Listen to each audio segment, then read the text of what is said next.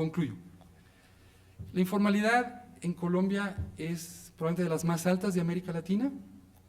Esta informalidad está asociada con normas del mercado laboral, no es una construcción arbitraria, es la respuesta natural de empresas y trabajadores a un conjunto de incentivos que los inducen a la informalidad. Tienen que ver con el salario mínimo en Colombia, tienen que ver con las regulaciones del régimen no contributivo y las regulaciones laborales. En el fondo, esta es mi opinión muy personal, Colombia es un país que lleva muchos años intentando hacer política redistributiva a través del mercado laboral.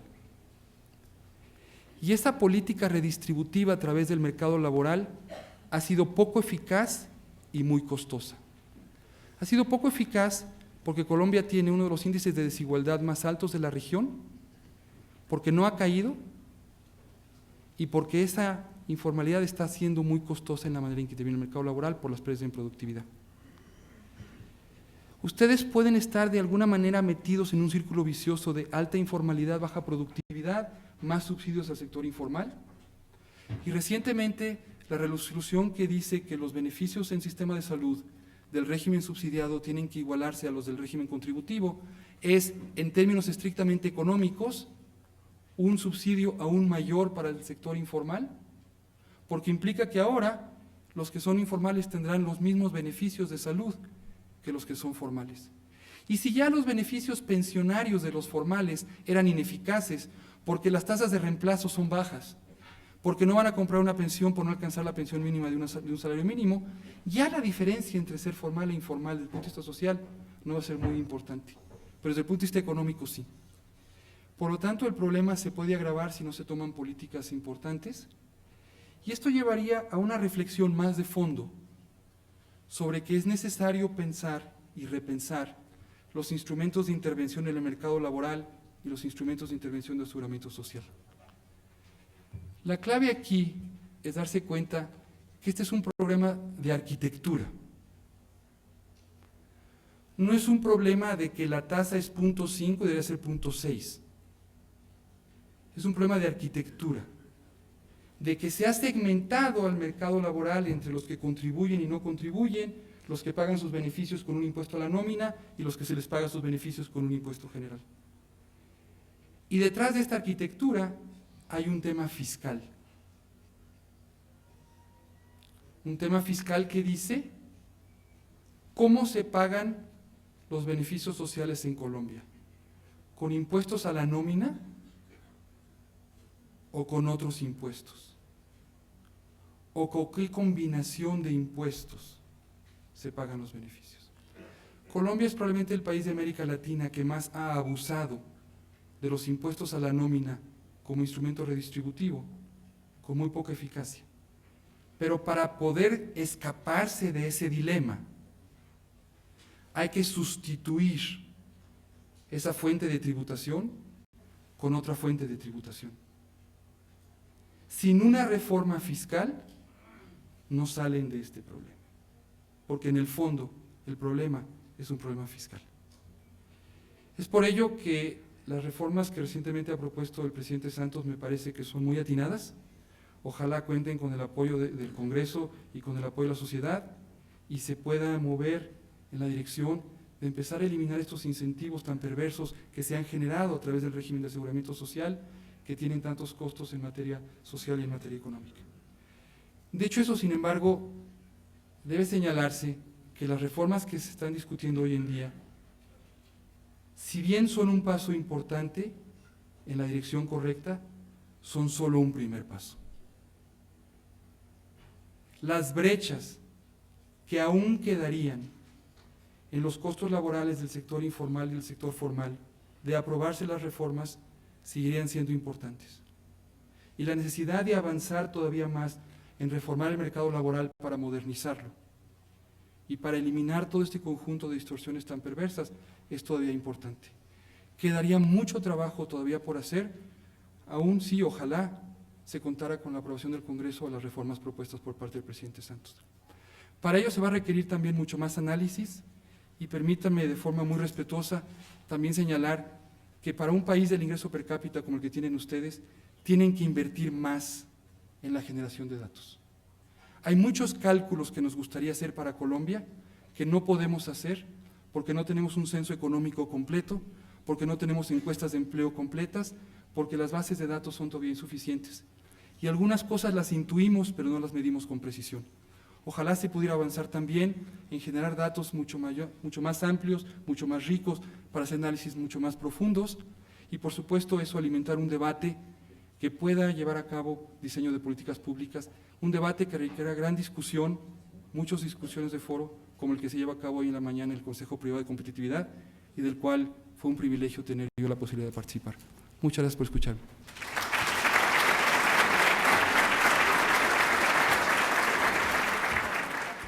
Aprovechamos la presencia del doctor para que se saquen algunas dudas. Si pueden levantar la mano, les acercamos un micrófono. Aprovechemos. ¿Quién quiere preguntar?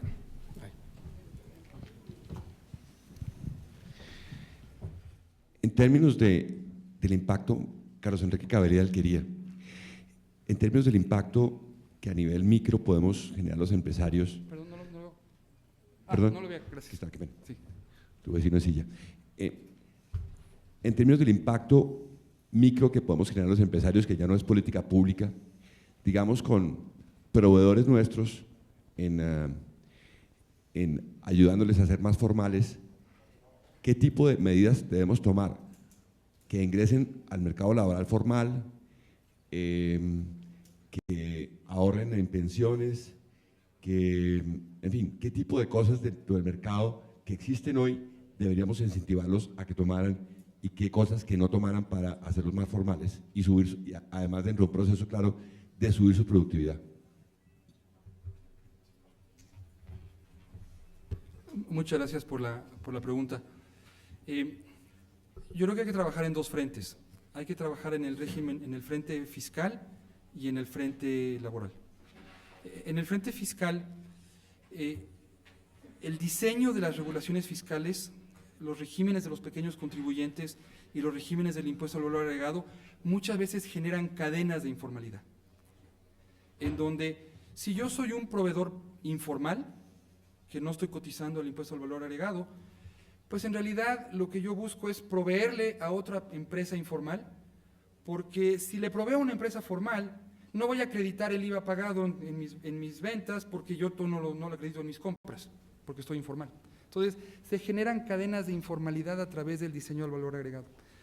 Todo lo que pueden hacer para eliminar las tasas cero, las exenciones y homologar el impuesto a lo largo de la cadena de la manera más sencilla posible, hace mucho más fácil la fiscalización y contribuye a que se puedan formalizar las cadenas de proveeduría, porque todo el mundo tiene el incentivo para la autovigilancia que se genera por parte del impuesto al valor agregado.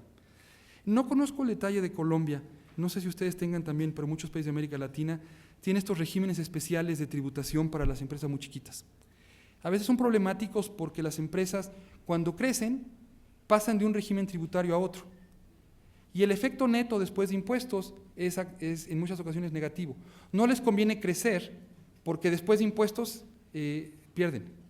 Entonces se puede repensar también esos tipos de regímenes. Y finalmente, y de forma crítica, que fue en gran medida mucho de lo que yo hablé en la charla, la parte laboral. Todo lo que implique reducir los costos esperados de las empresas y que implique que las empresas paguen sobre costos laborales que los trabajadores no perciben como beneficios, tendría que ser eliminado. Idealmente, todo lo que las empresas pagan como sobrecostos por encima del salario debería ser un beneficio que el trabajador considera como propio y que internaliza y que no distorsiona el mercado laboral. Jorge Ramírez Ocampo, de Araujo Ibarra. Realmente esto más que una pregunta es un comentario. En Colombia hay una multitud de incentivos y de subsidios que están vinculados a que el trabajador haga parte del sistema no contributivo, del SISBEN. Hoy están distribuyendo, por ejemplo, casas gratis a los del SISBEN. Los del SISBEN tienen familias en acción. Si uno no está en el SISBEN, no tiene acceso a ningún otro subsidio del Estado. Por ese motivo, en mi experiencia personal, es muy difícil a veces persuadir a un trabajador que entre en el sistema formal, porque eso le implica renunciar a una serie de subsidios muy importantes para él, y además porque reingresar al SISBEN se hace cada vez más difícil. Entonces, el sistema de incentivos que usted plantea es todavía peor, porque es todavía más, es un círculo vicioso mucho más cerrado y más estrecho debido a la multitud de subsidios condicionados a la vinculación al SISBEN. Sí, coincido plenamente, y aquí hay una cosa importante, una distinción importante que a veces se ha confundido en el diseño de políticas públicas en América Latina. Uno sí quiere ayudar a las personas de bajos ingresos, particularmente a las personas en condiciones de pobreza extrema, pero no los quiere ayudar a costa de que siempre sigan siendo pobres. Los quiere ayudar a que dejen de ser pobres. Y esos apoyos, uno no quisiera condicionarlos a los niveles de ingreso, porque se vuelven de alguna manera, como usted bien señala, perversos. El problema se agrava si en adición se dan apoyos que son condicionados no al nivel de ingreso, sino a la condición de informalidad. Se confunde a veces informalidad con pobreza y no son la misma cosa. Hay muchas empresas y muchos trabajadores informales con ingresos más altos que la población en pobreza. Pero si usted le dice a un trabajador, si eres informal tienes acceso a un seguro de salud gratuito, pero si eres formal tienes que pagar por él, claramente el incentivo no es el adecuado. Y entonces lo que se tiene que trabajar, y es un poco lo que estoy tratando de señalar, es en una arquitectura diferente, en donde los beneficios no estén condicionados a la condición laboral del trabajador, sino provengan de una fuente de financiamiento que sean independientes. Y llevaría, por ejemplo, en el caso de Colombia, eventualmente, y ojalá pronto, a la unificación del financiamiento de los sistemas de salud a través de una sola fuente, de la tributación general, y ya no esta segmentación, parte de impuestos a la nómina y parte de impuestos generales. Doctor Levy, buenos días. Mi nombre es Mauricio Escobar, decano asociado de Comercio Internacional de la Universidad Sergio Arboleda. Entendiendo que la arquitectura es difícil de cambiar en el corto plazo y que Colombia está también en una política de generación de empresa, de promoción del emprendimiento, ¿cómo considera usted que se pueden combinar estos dos factores? Entendiendo que lamentablemente el emprendimiento generalmente está asociado a la informalidad, porque es más económico nacer como empresario siendo informal. ¿Cómo podría hacerse para que esas empresas que nacen siendo informales pasen a la formalidad sin necesidad de que se tenga que cambiar la arquitectura? Porque eso nos podría tomar más tiempo y podría chocar con estas políticas, tanto académicas como empresariales, para hacer que más empresas nazcan y se vuelvan más productivas. Muchas gracias por su pregunta. En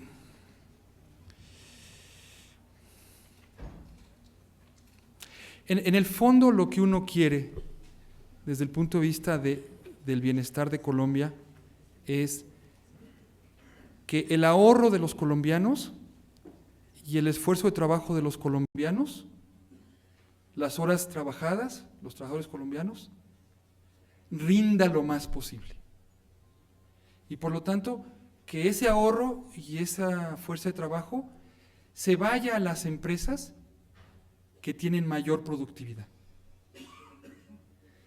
Si uno dice, yo voy a inducir a que ahorro y trabajo se vaya a empresas de menos productividad, uno está diciendo, en otro lenguaje, yo voy a hacer que el PIB de Colombia sea más bajo de lo que podría ser.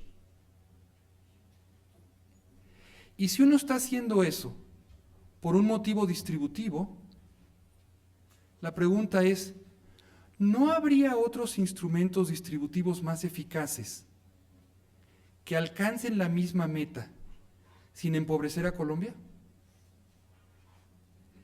Precisamente lo que yo digo es que tenemos que escaparnos de este círculo vicioso, en donde si consideramos a la arquitectura como inmutable, estamos atrapados y cambios paramétricos nos dan muy poquito. Si consideramos a la arquitectura como mutable, podemos empezar a dar pasos poco a poco, para empezar a modificarla. Y yo creo que lo está planteado ahora en el Congreso, es un primer paso, y ojalá sea un primer paso de muchos más, porque sería triste que diéramos a esta arquitectura como un dato permanente del panorama colombiano, porque van a pagar costos permanentes que son altamente innecesarios. Santiago, soy Andrés K. de McKinsey. Yo creo que esa explicación que has hecho desde el punto de vista macroeconómico es cristalina y define una agenda de reformas que se ha empezado a hacer en el país. Y un grupo como el Consejo Privado puede apoyar muchísimo desde el punto de vista del sector empresarial en facilitar que esas agendas se den, o por lo menos en motivar el debate y de alguna forma direccionar de alguna forma o acompañar al gobierno. Pero hay también una segunda agenda, creo yo, a nivel microeconómico, que tiene que ver con varios de estos sectores que generan esa informalidad y está muy concentrado en ciertos sectores. En el caso de Colombia, el sector comercio, el sector turismo y el sector de servicios locales, que por buenas definiciones de política macroeconómica dependen en su ejecución de los empresarios y de los alcaldes y de la acción de política de los alcaldes.